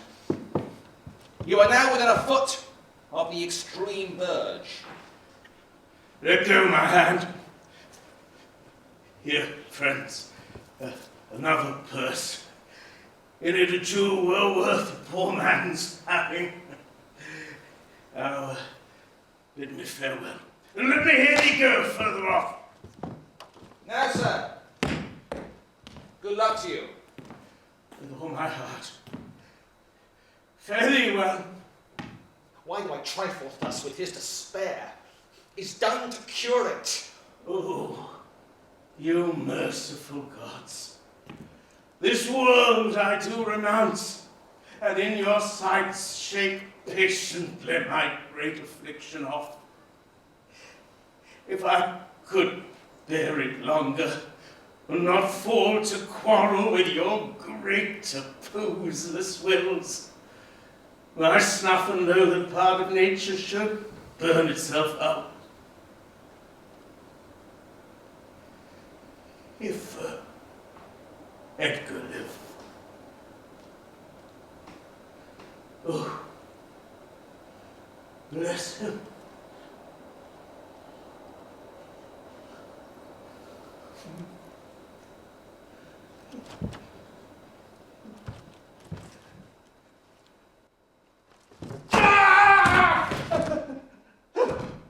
Alive or dead? Ho, you sir, friends, speak! Away and let me die! Thy life is a miracle! Speak yet again! Have I fallen or no? From the dread summit to this chalky bourne, do but look up! Alack, I have no eyes! Is wretchedness deprive that benefit to end itself by death? Give me thy arm! Up! So, how is it? Feel your legs? You stand? Too well, too well. Thou happy father, think of the dearest gods have preserved thee. Oh, you ever gentle gods take my breath from me. Let not my worst spirit tempt me to die before you, please! Oh, well pray you, father. No, they cannot touch me for coining. Oh, no sight, piercing sight. I am the king himself. Nature's above art in that respect. There's your press money. A fellow handles his bow like a crowkeeper. Draw me a clothier's yard. Oh, look, a mouse. This piece of toasted cheese will do it. Oh, there's my gauntlet. I'll prove it on a giant. Oh, well flown bird in the cloud. Give the word. Sweet marjoram? Pass. I know that voice. Goneril with a white beard. They flatter me like a dog. To say, I'll be a no to everything I said go to. They're not men of their words. They told me I was everything. Does a lie. I'm not ague-proof. The trick of that voice I do remember. Is it not the king? Aye, every inch a king. When I do stare, see how the subject quakes. I pardon that man's life. What was thy cause? Adultery. Thou shalt not die. Die for adultery? No. The wren goes to it. The small gilded fly does litter in my sight. Let copulation thrive. For Gloucester's bastard son was kinder to his father than my two daughters got to in lawful sheets. To it luxury, pell-mell, for I lack soldiers. Behold, yon sundering dame, whose face between her forks presages snow, and minces virtue, and to shake the head to hear of pleasure's name. Fit you, nor the soiled horse goes to it with a more riotous appetite. Down from the waist they are centaurs, though women all above. But to the girdle do the gods inherit. Beneath is all the fiends. There's hell, there's darkness, there is the sulphurous pit. Burning, scalding, stench, consumption. Fine.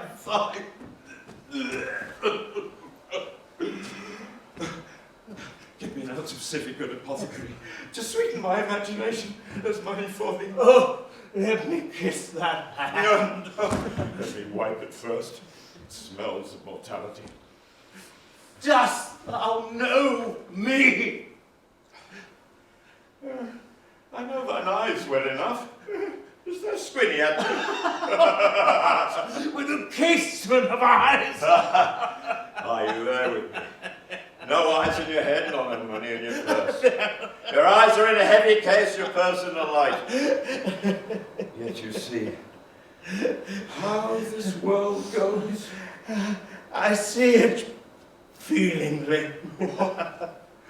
Art man? A man may see how this world goes with no eyes. Look with thine ears. Behold yon justice. Rail upon yon simple thief. Up in thine ear, change places, and handy-dandy, which is the justice and which is the thief? Has seen a farmer's dog bark at a beggar, Aye, sir. and the creature run from the cur? There thou mightst behold the great image of authority. A dog's obeyed in office. Thou, rascal beetle, hold thy bloody hand. Why dost thou lash that whore? Strip thine own back. Thou hotly lust to use her in that kind for which thou whipp'st her. The usurer hangs the cozener. Through tattered clothes, small vices appear great. Robes and furred gowns hide all. plates in with gold. The strong lance of justice hurtless breaks. Helmet in rags, the pygmy straw dispierced. None does offend, none, I say. Yeah, get thee glass eyes, and like a scurvy politician, seem to see the things thou dost not. No.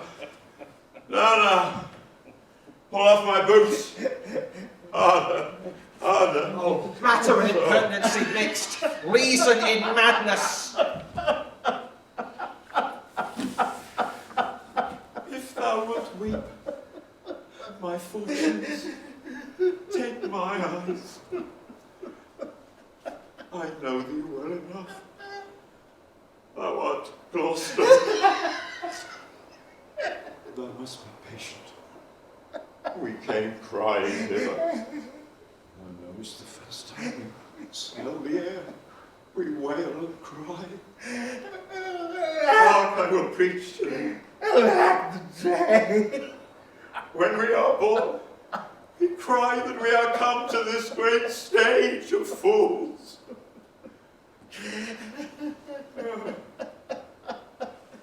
This is a good block. 'Twere a delicate strategy to shoe a troop of horse with feet. I'll put it in proof. And when I have stolen upon these sons-in-law, then kill! Oh, here he is! Lay hand upon him. Sir, your most dear daughter. No rescue, what a prisoner. Use me well, you shall have ransom. You surgeons, I'm cut to the brains. You shall have anything. I shall die bravely like a smug bridegroom. Come, my masters. I am a king, know you that? You are a royal one and we obey you. There's life in it.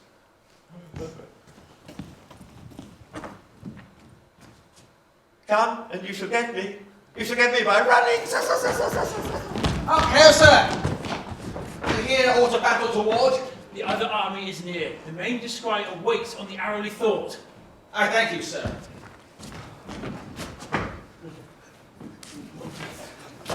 Now, sir, what are you? A proclaimed prize, most happy. Thou old unhappy traitor, the weapon is out that must destroy thee. Now, put thy friendly hand to it with what strength thou canst. Let go his arm, old peasant, or thou diest. Nay, come not near the old man, keep out!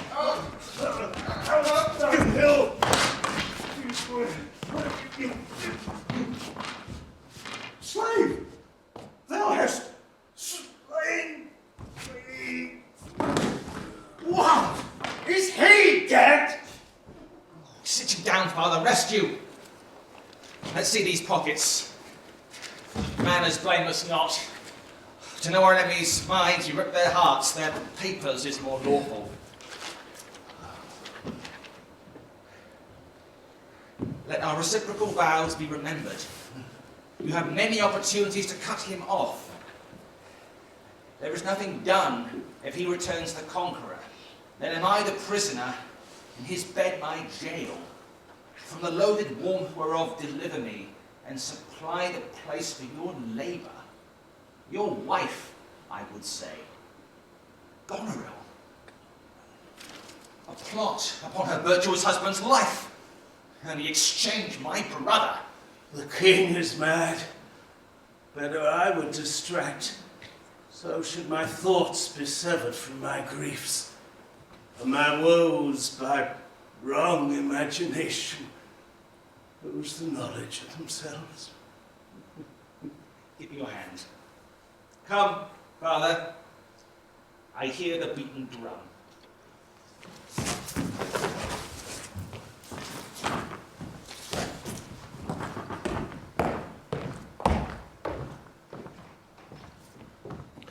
Why has the King of France so suddenly gone back? Know you no reason? Something he left imperfect in the state, which imports such fear and danger that his personal return is most required and necessary. Who is he left behind him, General? The Marshal of France, Monsieur Le Phare. Oh, thou good Kent! Oh. How shall I live and work to match thy goodness? My life will be too short and every measure fail me. We acknowledge, madam, is our payment.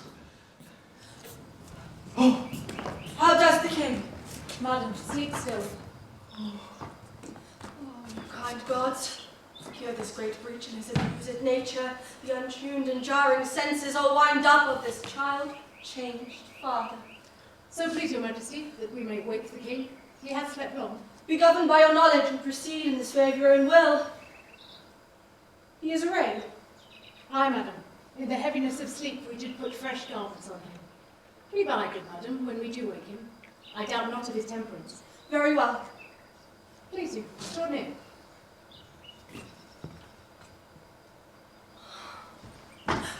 Oh, my dear father. Restoration, hang thy medicine on my lips, and let this kiss repair those violent harms that my two sisters have in their reverence made. Dear and kind princess. Had you not been their father, these white flakes did challenge pity of them. Was this a face to be opposed against the warring winds?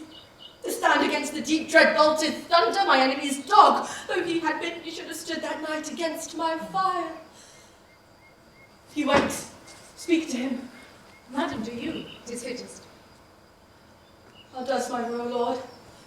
How fares your majesty? You do me wrong to take me out of the grave. Oh, what a soul in bliss, that I am bound upon a wheel of fire, that mine own tears do scald like molten lead. Sir, do you know me? You are a spirit. Where were you born? Still far wide. He's scarce awake. Let him alone a while. Where have I been? Where am I? I am mightily abused. I know not what to say. I will not swear. These are my hands. Let me see. I feel this pinprick. Look upon me, sir, and hold your hand in benediction over me. No, you must not kneel. Pray do not. I am a very foolish, fond old man. Fourscore and upward, now more or less. And to deal plainly, I fear I am not in my perfect mind. Thinks I should know you. I know this man. Yet I am doubtful. All the skills I have, remember not these garments, nor I do know where I did lodge last night. Do not laugh at me. Do not laugh at me, for as I am a man, I think this lady to be my child, Cordelia. And so I am. Your tears, I pray you, weep not. If you have poison for me, I will drink it. I know you do not. For your sisters have, as I remember, done me wrong. You have some cause. They have not. No cause, no cause. Am I in France? In your own kingdom, sir. Do not abuse me. Be comforted, good madam. The great rage you see is killed in him. Will please your highness walk? You must bear with me. Pray you, forget and forgive. I am old and foolish.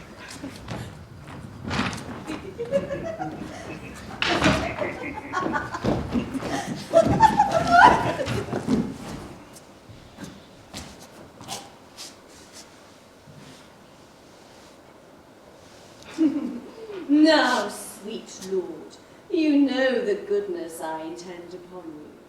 Tell me but truly, but then speak the truth. Do you not love my sister? In honoured love. But you have never found my brother's way to the four-fended place. That thought abuses you. I shall never endure her. Dear my lord, be not familiar with her. Fear me not.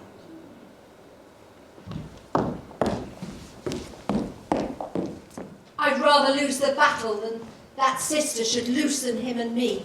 A very loving sister. Well be met.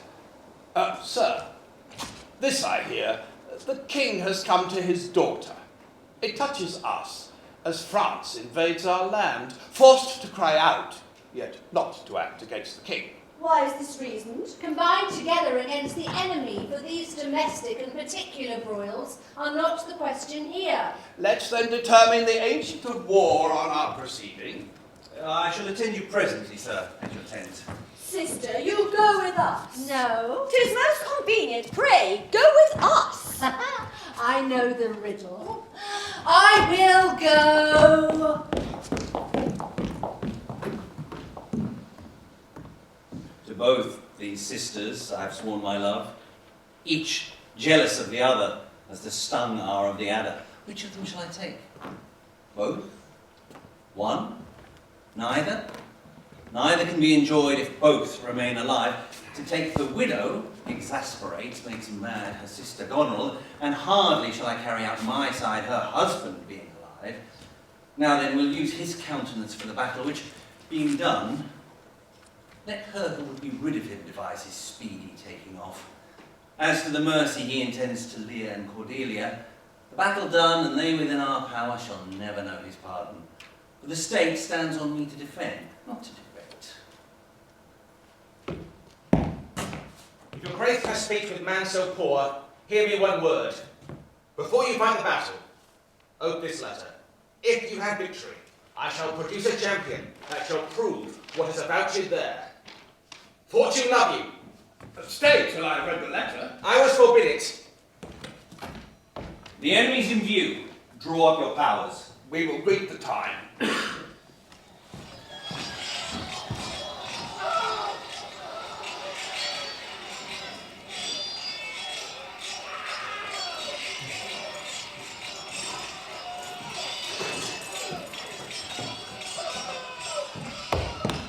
Away your hand!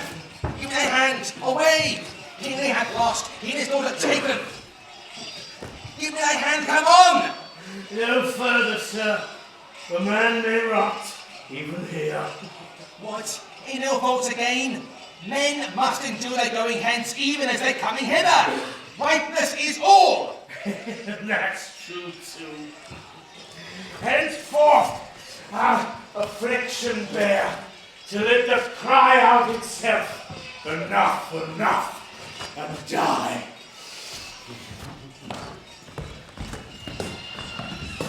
We are not the first who with best meaning, having heard the worst. Shall we not see these daughters and these sisters? No. Come, let's away to prison. We two alone should sing like birds in the cage. Thou dost ask me blessing. I kneel and ask of thee forgiveness. So we'll live. Take upon us the mystery of things, as if we were God's spies. Take them away. Have I caught thee? He that parts us shall bring a brand from heaven and fire us hence like foxes. Like lions. The good years shall devour them, flesh and foul. They shall make us weep. We'll see him starved first. Some officers take them away.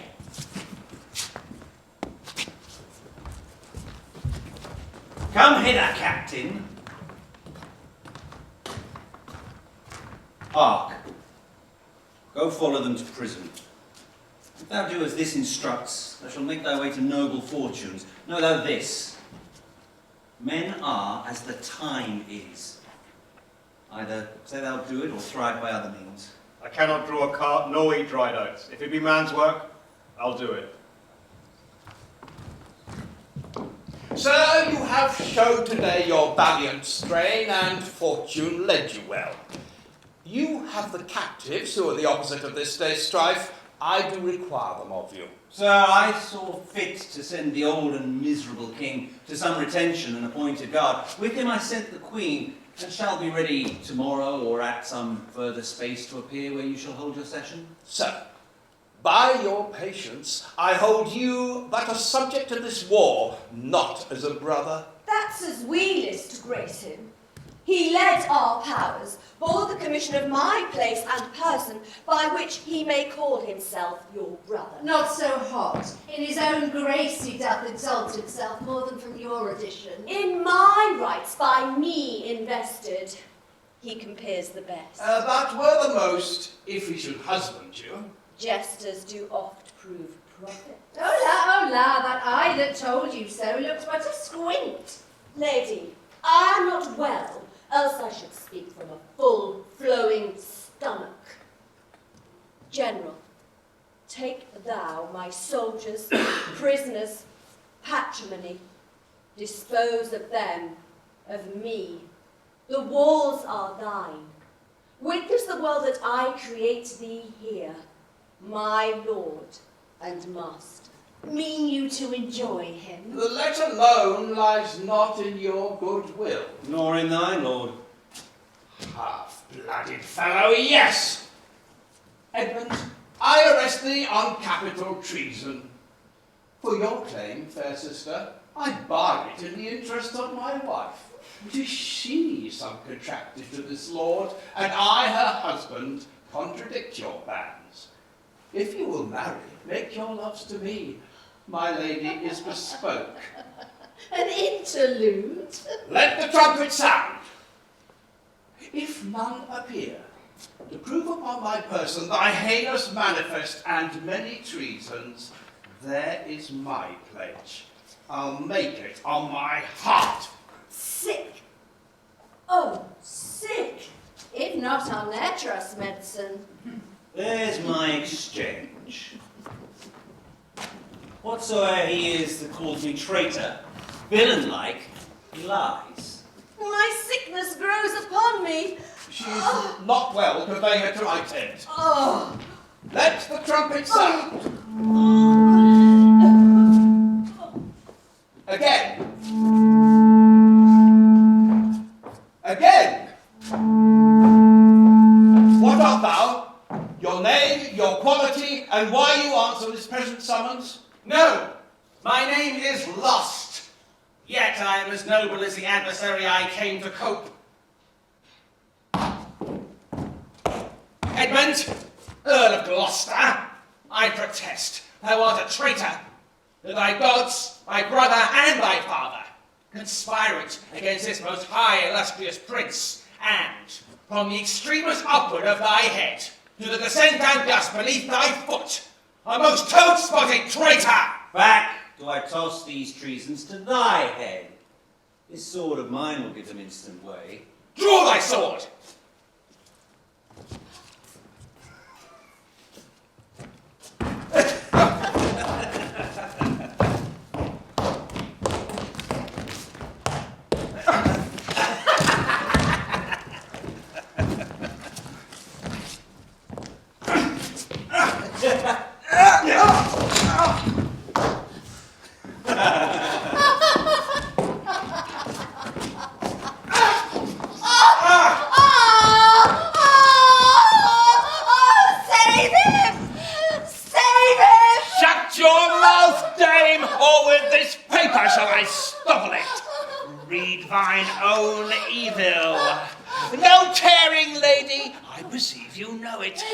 Save I do. These laws are mine, not thine. Who could arraign me for it? Knowest thou this paper?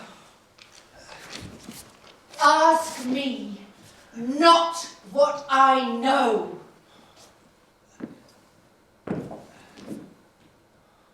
Go after her. She's desperate. Govern her.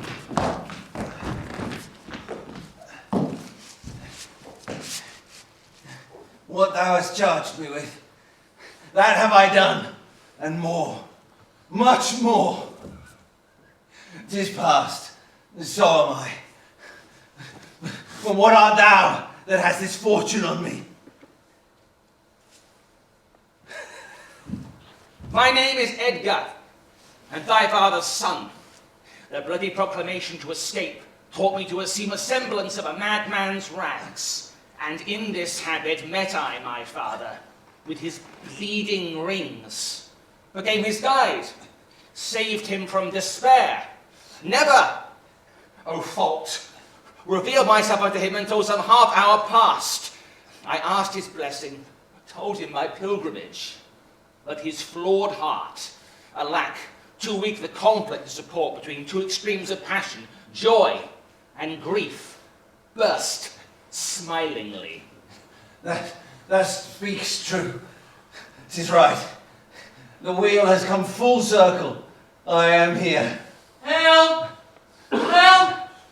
Oh, help! What means this bloody knife? She's dead. Who's dead? Speak, man! Your lady, sir. Your lady and her sister by hers poisoned, she confesses it. Yet Edmund was beloved. The one, the other poisoned for my sake, and after slew herself. I was contracted to them both.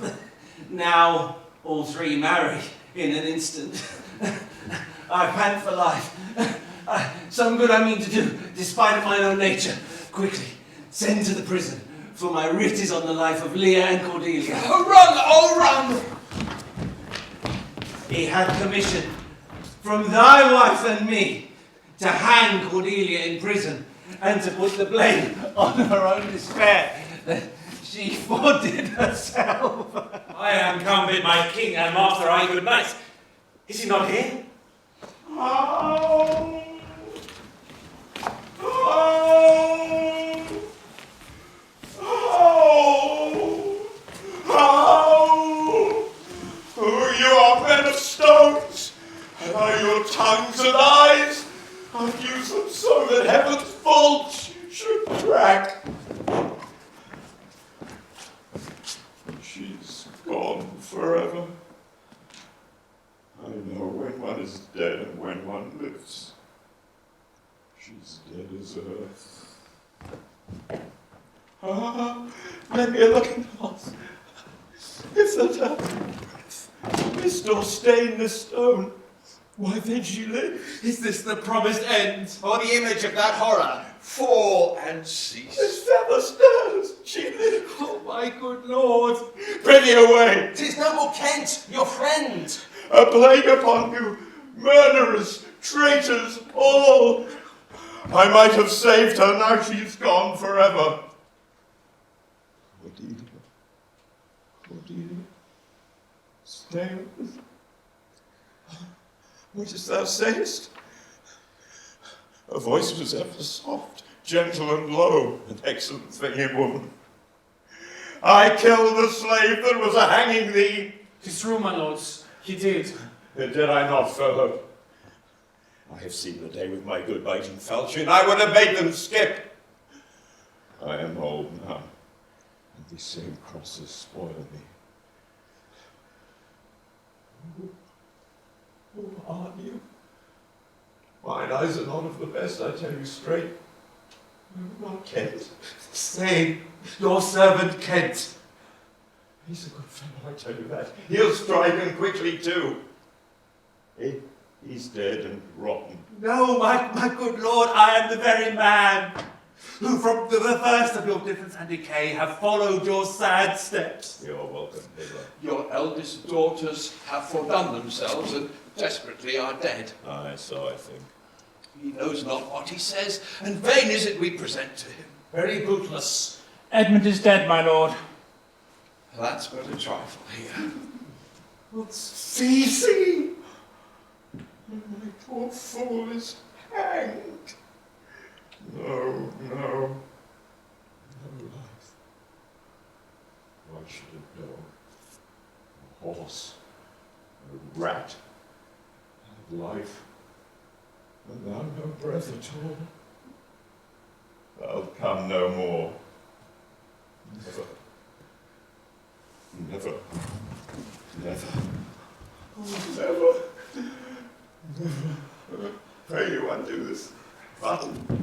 you, sir. Look on her. Look, her lips. Look there. Look there.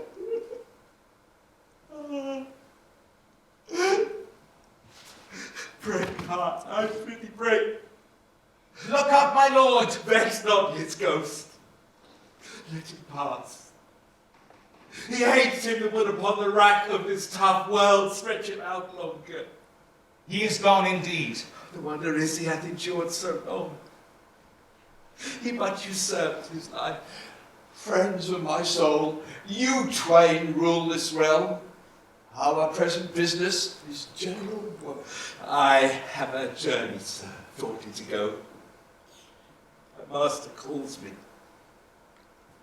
I must not say no. The weight of this sad time we must obey. Speak what we feel, not what we ought to say. The oldest hath borne most. We that are young shall never see so much or live so long.